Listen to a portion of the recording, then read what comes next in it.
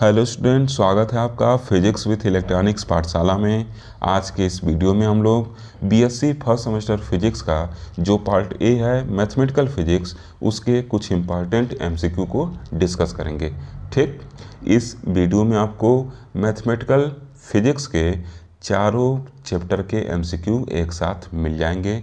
ठीक, इस वीडियो में आपको 80+ एमसीक्यू दिए जाएंगे जो काफ़ी इम्पॉर्टेंट एमसीक्यू हैं आपके एग्जामिनेशन के पॉइंट ऑफ व्यू से।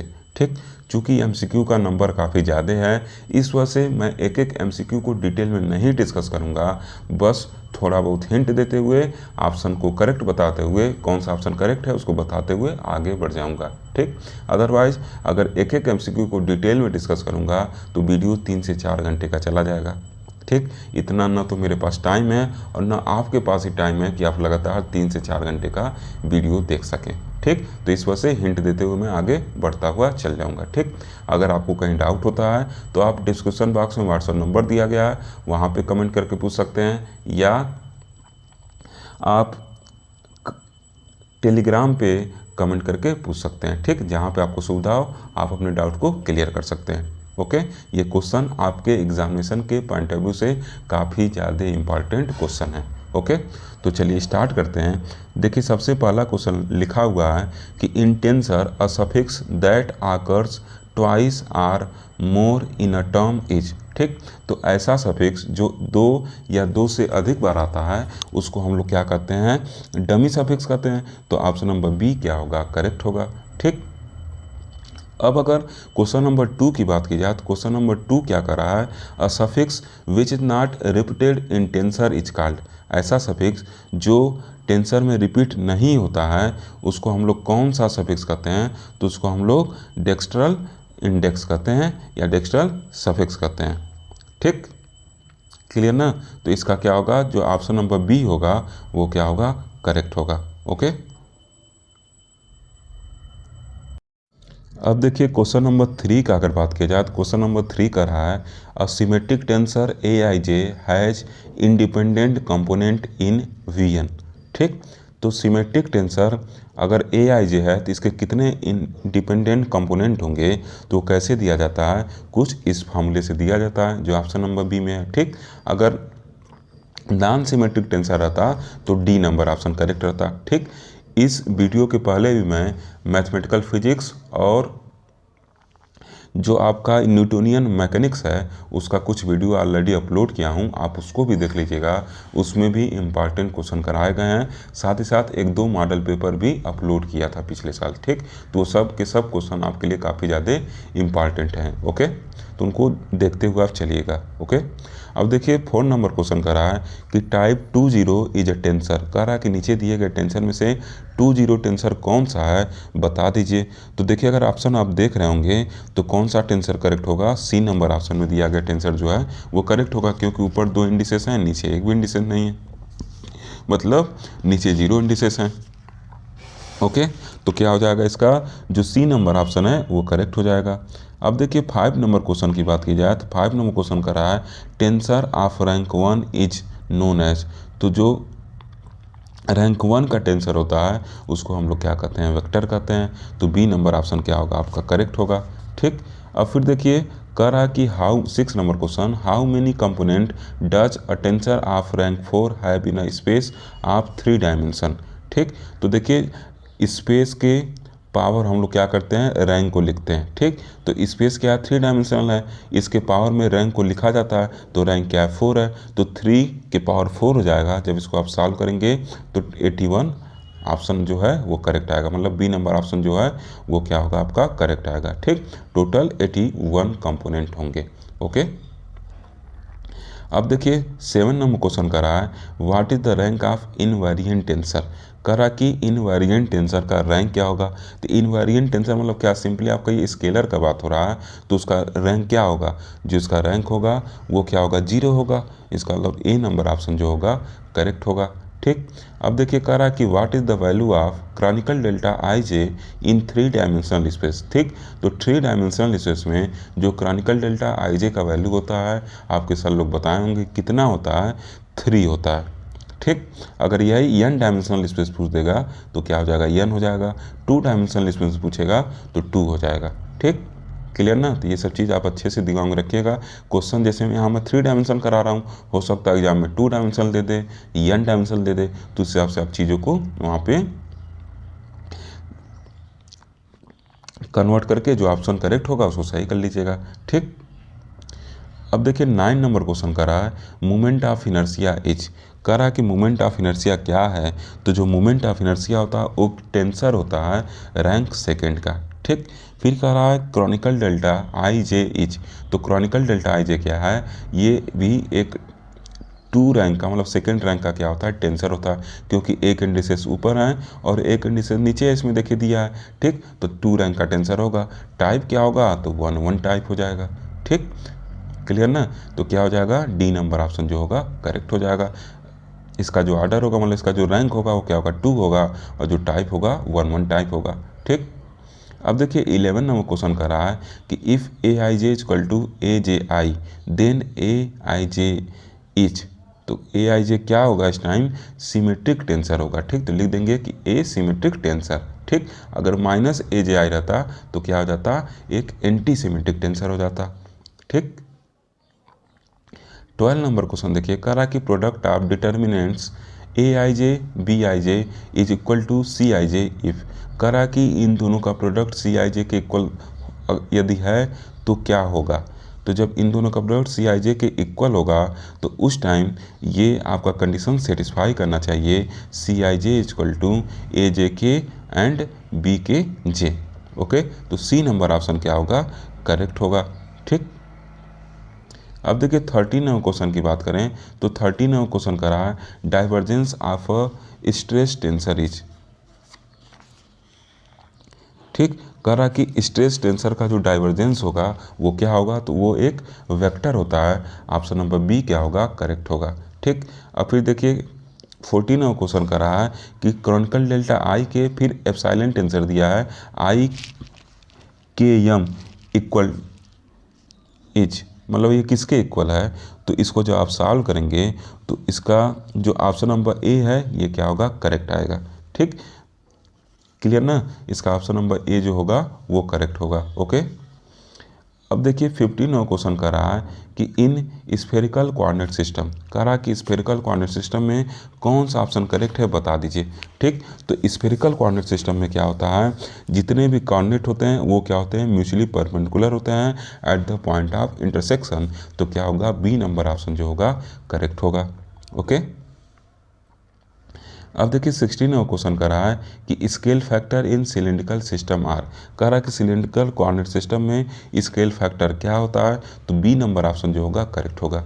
आप सिलिंड्रिकल भी देख लीजिएगा, स्फेरिकल भी देख लीजिएगा और कार्टेशियन भी देख लीजिएगा। ठीक, ये सब चीज़ें आपको अच्छे से पता रहना चाहिए तथा निकालने भी आना चाहिए। अब देखिए 17 क्वेश्चन कर रहा है कि in spherical system the value of gradient R cross product उसका किससे कर रहे हैं, ग्रेडियंट थीटा से। तो जब इसको आप क्रॉस प्रोडक्ट करके सॉल्व करेंगे तो इसका डी नंबर ऑप्शन जो होगा वो करेक्ट आएगा। ठीक, फाई कैप बाई आर आएगा। ओके, 18 क्वेश्चन कर रहा है कि which of the following is incorrect. कह रहा है कि इसमें से कौन सा इनकरेक्ट है। तो देखिए जो डी नंबर ऑप्शन है ये क्या है, इनकरेक्ट है। ठीक, डी नंबर ऑप्शन क्या है, इनकरेक्ट है। ओके, क्लियर ना। डी नंबर ऑप्शन जो होगा वो इनकरेक्ट होगा, क्योंकि R cap dot theta cap का जो प्रोडक्ट है वो 0 होना चाहिए। ओके, ये सब तो आप जान रहे हैं। अब देखिए 19 क्वेश्चन कह रहा कि a particle moves in a line y equal to 5x with a non linear speed the quantity D R cap by D T. ठीक, तो देखिए जब y इक्वल टू 5x के लॉन्ग पार्टिकल मूव करेगा तो जब इसका एंगुलर मोमेंटम अगर आप निकालेंगे तो वहाँ से आपको आर वेक्टर जो है वो 0 मिलेगा। मतलब ये हमेशा टाइम के साथ क्या रहेगा, D R by D T जो रहेगा वो भी क्या रहेगा, 0 रहेगा। तो ए नंबर ऑप्शन जो होगा इसका क्या होगा, करेक्ट होगा। अब देखिए 20 नंबर क्वेश्चन कर रहा है कि a particle moves along a circle the quantity D theta cap by D T etch. तो जब पार्टिकल सर्किल में मूव करेगा तो जो क्वांटिटी होगा ये क्या होगा, डायरेक्टेड होगा टूवर्ड्स दी ओरिजिन। ठीक, तो इसका मतलब क्या हो जाएगा, जो सी नंबर ऑप्शन है वो क्या होगा, करेक्ट होगा। ओके, अब देखिए 21 नंबर क्वेश्चन कर रहा है कि a particle is at rest seen from frame S1 and move with constant velocity when seen from another frame S2 then पूछ रहा तब क्या होगा। तो देखिए ये मान लीजिए एक पार्टिकल है, सॉरी ये रेफरेंस फ्रेम S1 है, ठीक। यहाँ पे एक पार्टिकल है, इस रेफरेंस फ्रेम से ये क्या दिख रहा है, रेस्ट में दिख रहा है। और कह रहा है कि जब दूसरे रेफरेंस फ्रेम S2 से देखा जा रहा है तो क्या दिख रहा है कि कांस्टेंट वेलोसिटी से मूव कर रहा है। तो क्या होगा, जो चार ऑप्शन दिए हैं उससे बता दीजिए क्या होगा। तो देखिए जो ए नंबर ऑप्शन होगा वो करेक्ट होगा। इसका मतलब जो S1 और S2 दोनों होंगे वो क्या होंगे, आपके इनर्शियल फ्रेम होंगे, ठीक। तो ए नंबर ऑप्शन को हम लोग क्या मानेंगे, करेक्ट मानेंगे। ओके, अब देखिए 22 नंबर क्वेश्चन कर रहा है कि if Z axis is vertical and R cap comma theta cap and Z cap are unit vector in cylindrical coordinate then. तो पूछ रहा है कि इसमें से कौन सा ऑप्शन करेक्ट होगा। तो जो आर कैप होगा वो क्या होगा, आपका हॉरिजॉन्टल होगा, ठीक। ये क्या होगा, आपका हॉरिजॉन्टल होगा। ये सिलेंडर वगैरह आपके सर लोग बना के बताए होंगे तो उससे आपका ये चीज़ क्लियर होगा, ठीक। इस वजह से मैं डिटेल में नहीं जा रहा हूँ। ओके, और क्वेश्चन का नंबर्स भी काफ़ी ज़्यादा है, इस वजह से भी डिटेल में नहीं जा रहा हूँ। अब देखिए 23 नंबर क्वेश्चन कर रहा है कि which of the following observer is inertial, कर रहा कि कौन सा ऑब्जर्वर इसमें से इनर्शियल होगा। तो देखिए डी नंबर ऑप्शन जो होगा करेक्ट होगा। A driver in a car moving with a constant velocity, ये क्या होगा, एक इनर्शियल ऑब्जर्वर होगा। ओके, अब देखिए 24 नंबर क्वेश्चन कर रहा है कि चूज़ द करेक्ट स्टेटमेंट, कर रहा कि करेक्ट स्टेटमेंट बताइए। तो देखिए जो करेक्ट स्टेटमेंट होगा वो डी नंबर वाला ऑप्शन होगा। क्या, a frame of reference moving at a constant velocity with respect to an inertial frame is also an inertial frame, ठीक। ये सब डेफिनेशन आप पढ़े होंगे, ठीक। तो डी नंबर ऑप्शन हम लोग करेक्ट लगाएंगे। कि 25 नंबर क्वेश्चन करा है अर्थ इज, तो अर्थ क्या होता है, एक नॉन इनर्शियल फ्रेम होता है, ठीक। तो बी नंबर ऑप्शन करेक्ट होगा। ओके, अब देखिए 26 नंबर क्वेश्चन करा कि the divergence of a vector function is, करा कि वेक्टर फंक्शन का जो डाइवर्जेंस होगा वो क्या होगा, इसमें से कौन सा ऑप्शन करेक्ट होगा ये बता दीजिए, ठीक। तो क्या हो जाएगा, जो ऑप्शन नंबर आपका ए होगा वो करेक्ट होगा, ठीक। देखिए यहाँ पे डॉट रहेगा, ठीक। डाइवर्जेंस लेते हैं डॉट रहता है ना, यहाँ पे क्या रहेगा, डॉट रहेगा, ठीक। Del dot A vector, del dot A vector इस ऑप्शन में रहेंगे। ओके, तभी हम डाइवर्जेंस कहेंगे। तो ये क्या हो जाएगा, आपका जो ए नंबर ऑप्शन है वो क्या होगा, करेक्ट हो जाएगा। ओके, अब देखिए 27 नंबर क्वेश्चन कर रहा है कि which one is the non inertial frame, कह रहा है कि इसमें से कौन सा नॉन इनर्शियल फ्रेम है। तो जो एक्सीलरेटेड फ्रेम होता है वो क्या होता है, आपका नॉन इनर्शियल फ्रेम होता है। ओके, फिर अगर 28 नंबर क्वेश्चन की बात करें तो कह रहा है कि what is the pseudo force, कह रहा है कि सूडो फोर्स होता क्या है। तो सूडो फोर्स मतलब which does not really act on the particle, जो पार्टिकल पर वास्तव में एक्ट नहीं करता है, ठीक। फिर 29 नंबर क्वेश्चन की बात करें तो कह रहा है कि what happen due to the effect of Coriolis force, कह रहा है कोरियोलिस फोर्स के इफेक्ट की वजह से क्या होता है। तो क्या होगा, a freely falling body deviated there path, ठीक। वो क्या करेगी, एक फ्रीली फॉलिंग बॉडी अपने पाथ से डेविएट हो जाती है, ठीक। अब देखिए 30 नंबर क्वेश्चन कर रहा है कि which system is use to unequally determine the position of a point, ठीक।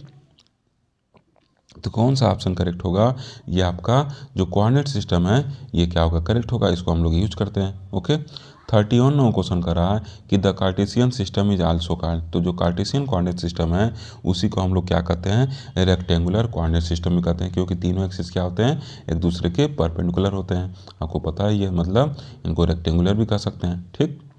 अब देखिए 32 नंबर क्वेश्चन कर रहा है कि which one is the example of spherical system, करा कि स्फेरिकल सिस्टम का कौन सा इसमें से एग्जाम्पल है। तो स्पेस में जो चार्ज होता है वो क्या होता है, एक स्फेरिकल सिस्टम का एग्जाम्पल होता है, ठीक। फिर 33 नंबर क्वेश्चन कर रहा है कि the volume element in spherical coordinate system is, करा कि स्फेरिकल कोऑर्डिनेट सिस्टम में वॉल्यूम एलिमेंट क्या होता है। तो R square sine theta D R D theta D phi होता है, ठीक। तो ए नंबर ऑप्शन क्या होगा, करेक्ट होगा, ठीक।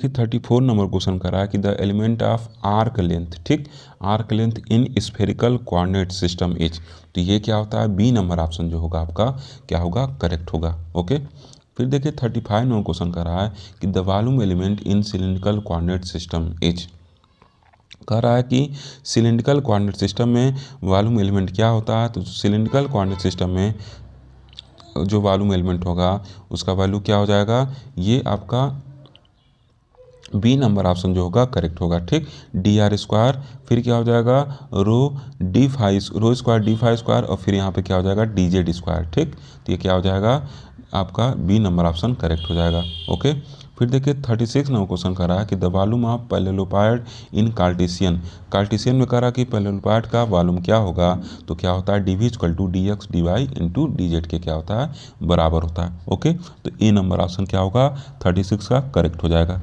ठीक, अब देखिए 37 नंबर क्वेश्चन की बात करें, कह रहा है कि which of the following Cartesian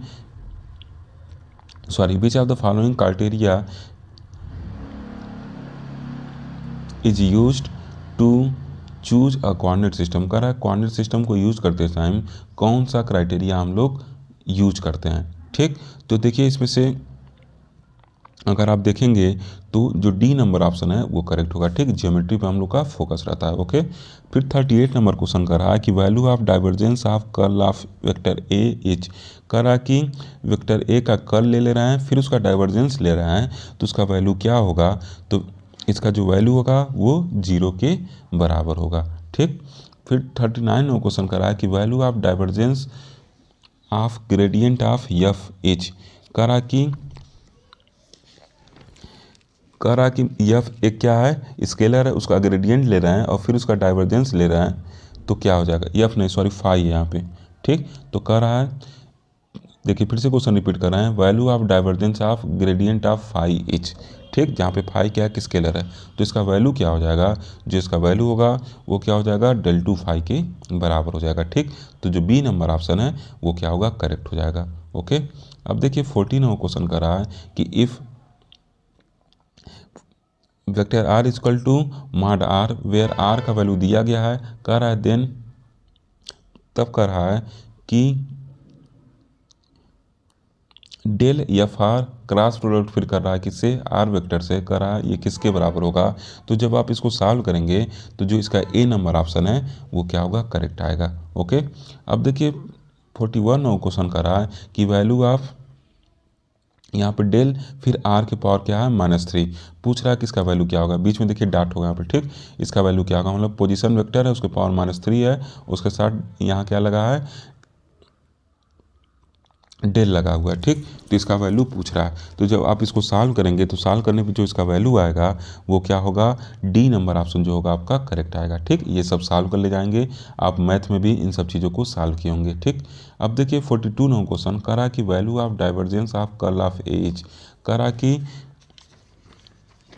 divergence of curl of ए का वैल्यू क्या होगा, देखिए क्वेश्चन रिपीट हो गया एक बार। ठीक, इसको पीछे हम लोग डिस्कस किए हैं, क्या होगा ये 0 के बराबर होगा।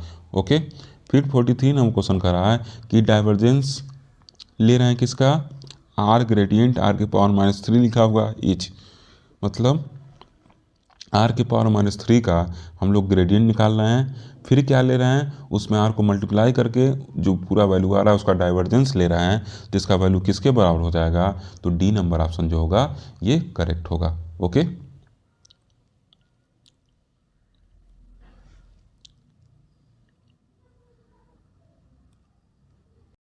अब देखिए 44 नंबर क्वेश्चन कर रहा है कि if phi is a gravitational potential at a point then F will be intensity of gravitational field at the place या पॉइंट वेयर, तो देखिए अगर फाई क्या है ग्रेविटेशनल पोटेंशियल है, इसका मतलब स्केलर क्वांटिटी है, तो उसका हम लोग क्या निकालेंगे ग्रेडियंट निकालेंगे, तो क्या होगा ग्रेडियंट ऑफ फाई ऐसे लिखेंगे। अब अगर आगे इसके माइनस लगा दें तो यही क्या हो जाएगा इंटेंसिटी के बराबर हो जाएगा। ठीक, जैसे आप याद करिए आप पढ़े हैं, क्या पढ़े हैं, इंटर में इलेक्ट्रिक फील्ड इंटेंसिटी ई जो होता है वो क्या होता है minus divergence of gradient of potential भी के क्या होता है बराबर होता है। ठीक, भी स्केलर है तो उसका क्या लेते हैं हम लोग ग्रेडियंट लेते हैं, आगे माइनस लगा देते हैं तो फील्ड के इंटेंसिटी के बराबर होता है। तो सेम केस यहाँ पे है, 5 पोटेंशियल है तो उसका ग्रेडियंट लेंगे, आगे माइनस लगा देंगे तो इंटेंसिटी के क्या होगा, बराबर हो जाएगा। इंटेंसिटी क्या है, एफ है, जिसका मतलब सी नंबर ऑप्शन जो होगा वो क्या हो जाएगा, करेक्ट हो जाएगा। ठीक, अब देखिए 45 नंबर क्वेश्चन कर रहा है कि the line integral of a vector between 2 point in a conservative vector field depends upon. तो जब कंजर्वेटिव वेक्टर फील्ड्स है तो क्या होगा, पोजीशन ऑफ पॉइंट पे डिपेंड करेगा। ठीक, तो बी नंबर ऑप्शन जो होगा करेक्ट होगा। अब देखिए कह रहा है कि the value of del 1/r is. ठीक, तो इसका वैल्यू क्या होगा, जब आप इसको सॉल्व करेंगे तो ए नंबर ऑप्शन जो होगा वो करेक्ट आएगा। ओके, अब 47 नंबर क्वेश्चन कर रहा है कि फॉर अ क्लोज कर्व, कह रहा है क्लोज कर्व के लिए इसमें से कौन सा ऑप्शन करेक्ट होगा, तो जो कर्ल ऑफ वेक्टर ए होगा वो क्या होना चाहिए, 0 होना चाहिए। ठीक, अब देखिए 48 नंबर क्वेश्चन कह रहा है कि vector F equal to X square minus Z square I cap plus 2j cap plus 2xz K cap then divergence of F is. ठीक, तो जब इसको आप सॉल्व करेंगे तो सी नंबर ऑप्शन जो होगा वो क्या होगा, करेक्ट आएगा। ओके, अब देखिए 49 नंबर क्वेश्चन की बात की जाए तो कह रहा है कि what is the value of Chronicle delta I J in 3 dimension space. तो 3 डायमेंशन स्पेस में जो क्रॉनिकल डेल्टा आई जे का वैल्यू होता है ये किसके बराबर होता है, ये पूछ रहा है। ठीक, तो ये क्या होगा, 3 के बराबर होगा। ठीक, अब देखिए फिर पूछ रहा है कि the path of a particle is defined by position vector दिया गया है, कह रहा कि A B C are constant then the acceleration of the particle will B.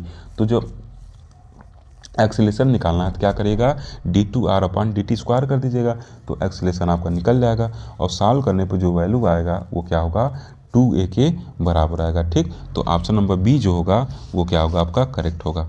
ठीक, अब देखिए 51 नंबर क्वेश्चन पूछ रहा है कि if a is a vector point function of t and magnitude of a equal to a, या simply कहिए mod of vector A equal to A, then vector A multiplied by D A by D T vector equal, तो कह रहा कि ये किसके बराबर होगा, तो ये क्या हो जाएगा, सी नंबर ऑप्शन करेक्ट होगा आपका।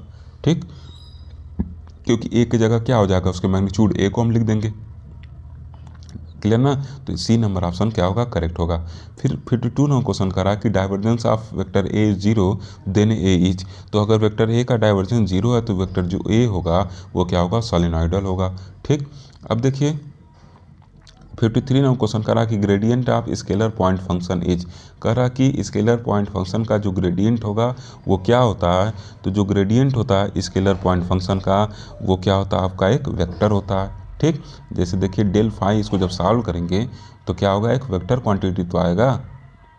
अब देखिए 54 नंबर क्वेश्चन कर रहा है divergence of a vector point function is, कह रहा कि वेक्टर पॉइंट फंक्शन का डाइवर्जेंस क्या होगा, तो डाइवर्जेंस मतलब क्या, ये डेल का डॉट प्रोडक्ट करेंगे किसी वेक्टर के साथ और दो वेक्टर का डॉट प्रोडक्ट क्या होता है, हमेशा एक स्केलर होता है, तो इसका मतलब ए नंबर ऑप्शन जो होगा वो क्या होगा, करेक्ट हो जाएगा। ठीक, अब देखिए 55 नंबर क्वेश्चन कर रहा है कि curl of vector function is 0 then the vector function में बी एक्सप्रेस है, कह रहा कि किसी वेक्टर का कर्ल अगर 0 है तो वेक्टर फंक्शन को कैसे हम लोग एक्सप्रेस कर सकते हैं, तो gradient of some scalar function से हम लोग क्या कर सकते हैं, एक्सप्रेस करते हैं। ठीक, तो क्या हो जाएगा, जो सी नंबर ऑप्शन होगा वो क्या होगा, करेक्ट होगा। ओके, अब देखिए 56 नंबर क्वेश्चन कर रहा है कि Gauss divergence theorem related as, कह रहा कि गॉस डाइवर्जेंस थ्योरम किससे रिलेटेड है, तो इसका देखिए क्या होगा, जो डी नंबर ऑप्शन है वो क्या होगा, करेक्ट होगा, surface integral to volume integral से रिलेटेड है। ठीक, मतलब सरफेस से वॉल्यूम इंटीग्रल जाते हैं। अब देखिए कह रहा स्टोक कर्ल थ्योरम रिलेटेड है, कह रहा कि स्टोक कर्ल थ्योरम किससे रिलेटेड है, तो लाइन इंटीग्रल से सरफेस इंटीग्रल जाते हैं, ऑप्शन नंबर ए करेक्ट होगा। 58 नंबर क्वेश्चन कर रहा है कि ग्रीन थ्योरम ग्रीन थ्योरम किसको रिलेट करता है, तो लाइन इंटीग्रल को सरफेस इंटीग्रल में क्या करता है, रिलेट करता है। ठीक, तो बी नंबर ऑप्शन जो होगा वो क्या होगा, आपका करेक्ट होगा। ओके, फिर देखिए कह रहा कि according to which theorem a sufficiently continuous vector field can be expressed as sum of two field, one of them is solenoidal and other is irrotational.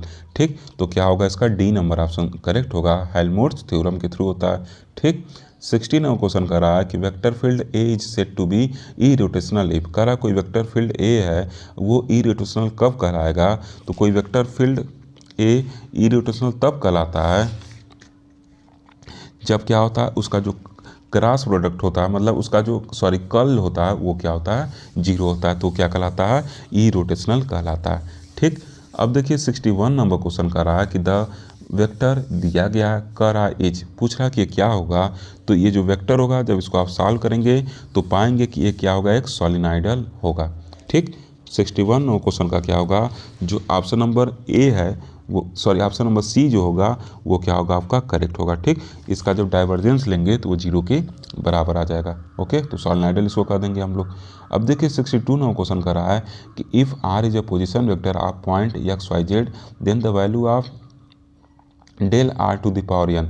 तो कह रहा है इसका वैल्यू क्या होगा, तो जो आप इसको सॉल्व करेंगे तो इसका जो ऑप्शन नंबर, इसको सॉल्व करने पर इसका जो ऑप्शन नंबर बी है वो क्या होगा, करेक्ट आएगा। ठीक, इसका ऑप्शन नंबर बी जो होगा करेक्ट आएगा। ओके, अब कह रहा है 63 number question find the value of double integral है। ठीक, वेक्टर आर फिर यूनिट वेक्टर एन फिर क्या दिया है, डी ए। ठीक, इसका वैल्यू कह रहा है बता दीजिए। ठीक, तो जब इसको आप सॉल्व करेंगे तो जो इसका वैल्यू आएगा वो क्या होगा, 3v के बराबर होगा। ओके, क्लियर ना, किसके बराबर होगा, 3v के बराबर होगा। तो ऑप्शन नंबर जो सी होगा इसका क्या होगा, करेक्ट होगा। ओके,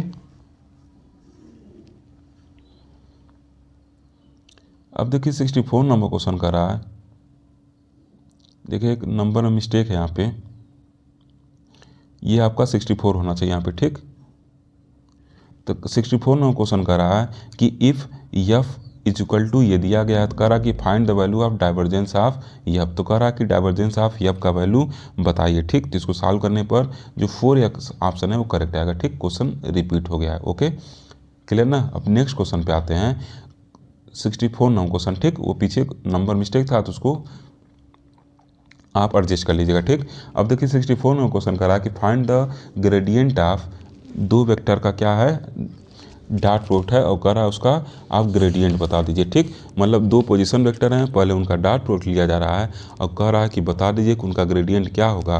तो जो आप इसको लेके सॉल्व करेंगे तो बी नंबर ऑप्शन करेक्ट आएगा।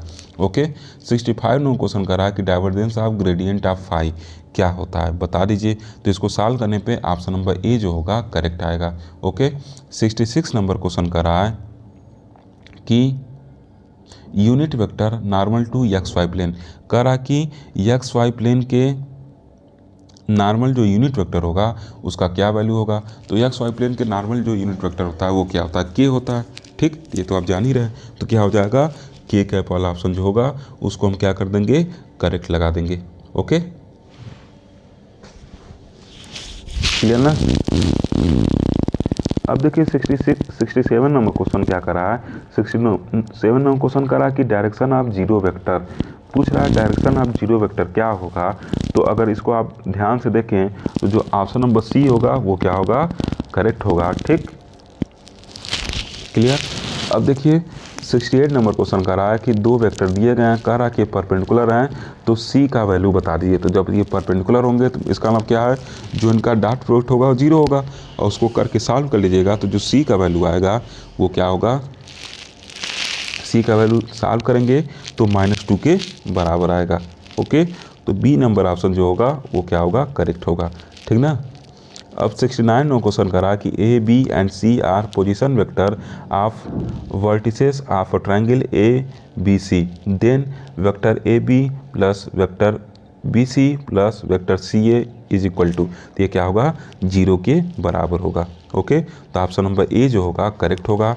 अब देखिए कह रहा है कि the value of P such that, तीन वेक्टर दिया है और कह रहा है ये कोप्लेनर है। तो जब तीनों वेक्टर कोप्लेनर हैं तो जब इसको कैसे सॉल्व करेंगे, रूल पढ़े ना, तीन वेक्टर कोप्लेनर है तो A dot cross product of B cross C जो होगा 0 के बराबर होगा। इसको आप सॉल्व करिएगा तो जब आप इसको सॉल्व करेंगे तो क्या हो जाएगा, जो बी नंबर ऑप्शन है वो करेक्ट आएगा। अब देखिए 71 नंबर क्वेश्चन कर रहा है कि the dot product of two vector is, ठीक, तो जो दो वेक्टर हैं उनका जो डॉट प्रोडक्ट होता है वो क्या होता है, एक स्केलर होता है। ठीक, जैसे मान लीजिए दो वेक्टर हैं ए बी, ठीक। ए में भी आई जे के कैप है और बी में भी आई जे के कैप है, तो जब इनको आप सॉल्व करेंगे तो क्या होगा, एक हम लोग को स्केलर मिलेगा, ठीक। तो ए नंबर ऑप्शन क्या होगा, करेक्ट होगा, ठीक। अब कह रहा है cross product of two vector is, तो जो दो वेक्टर होते हैं उनका जो क्रॉस प्रोडक्ट होता है वो क्या होता है, एक सूडो वेक्टर होता है, ठीक। तो क्या होगा, जो सी नंबर ऑप्शन है वो करेक्ट हो जाएगा, ओके। अब देखिए 73 नंबर क्वेश्चन कर रहा है कि a physical quantity remains the same under a translation and rotation of coordinate axis but reverses sign under parity inversion, it is a, तो कह रहा कि कौन सा ऑप्शन इसमें से क्या होगा, करेक्ट होगा। तो इसका मतलब क्या होगा, ये डी नंबर ऑप्शन जो होगा करेक्ट होगा, ये क्या होगा, एक सूडो स्केलर होगा।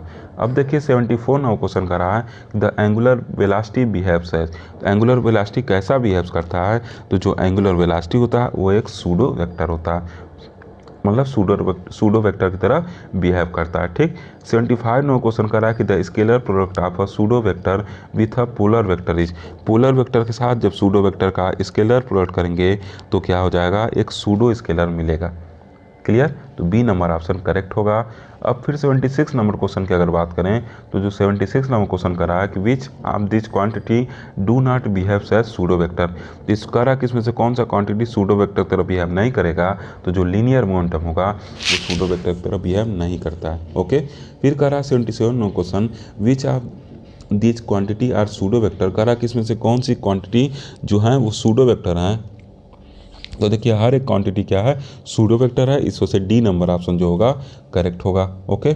अब देखिए 78 नंबर क्वेश्चन कर रहा है कि the scalar product of a pseudo vector with a polar vector is, कह रहा कि स्केलर प्रोडक्ट ले लें अगर सूडो वेक्टर का पोलर वेक्टर से तो क्या होगा, एक सूडो स्केलर होगा, ठीक। ये क्वेश्चन माफ करिएगा रिपीट हो गया है, ओके। अब देखिए फिर कह रहा है कि scalar triple product of three polar vector, कह रहा है तीन पोलर वेक्टर का स्केलर ट्रिपल प्रोडक्ट क्या होगा, तो एक सूडो वेक्टर होता, सूडो स्केलर होता है, ओके। डी नंबर ऑप्शन क्या होगा, करेक्ट होगा। 80 नंबर क्वेश्चन कर रहा है कि if A cross B equal to A B then the angle between A and B is, तो क्या होगा, π/2 के बराबर होगा। अब देखिए 81 नंबर क्वेश्चन कर रहा है कि which of the following is incorrect, कह रहा कि इसमें से कौन सा रिलेशन जो है वो क्या है, इनकरेक्ट है, थोड़ा बता दीजिए, ठीक। तो कौन सा रिलेशन इनकरेक्ट है, ए नंबर ऑप्शन जो है वो इनकरेक्ट रिलेशन को बता रहा है। अब देखिए 82 नंबर क्वेश्चन कर रहा है फोर्स इज, कह रहा है फोर्स क्या होता है, तो जो फोर्स होता है वो क्या होता है, एक पोलर वेक्टर होता है, ठीक। तो बी नंबर ऑप्शन करेक्ट होगा। अब देखिए 83 क्वेश्चन कर रहा है, 83 नंबर क्वेश्चन कह रहा है कि दो वेक्टर दिए गए हैं, एक 2i cap plus 5k cap है और दूसरा 3j cap plus 4k cap है, कह रहा है कि इसका स्केलर प्रोडक्ट निकालिए।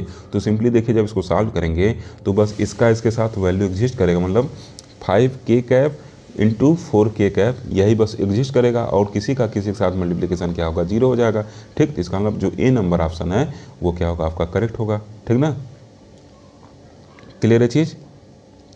अब देखिए 84 नंबर क्वेश्चन की बात की जाए तो कह रहा कि अगर A dot B equal to mod of A mod of B है, मतलब जो स्केलर प्रोडक्ट हैं वेक्टर ए और बी के वो क्या है, magnitude of A into magnitude of B के बराबर हैं, तो कह रहा कि ए बी के बीच का एंगल क्या होगा, तो जो आप इसको सॉल्व करेंगे तो ए नंबर ऑप्शन करेक्ट आएगा, ठीक। एक बार ज़रूर सॉल्व कर लीजिएगा, ओके।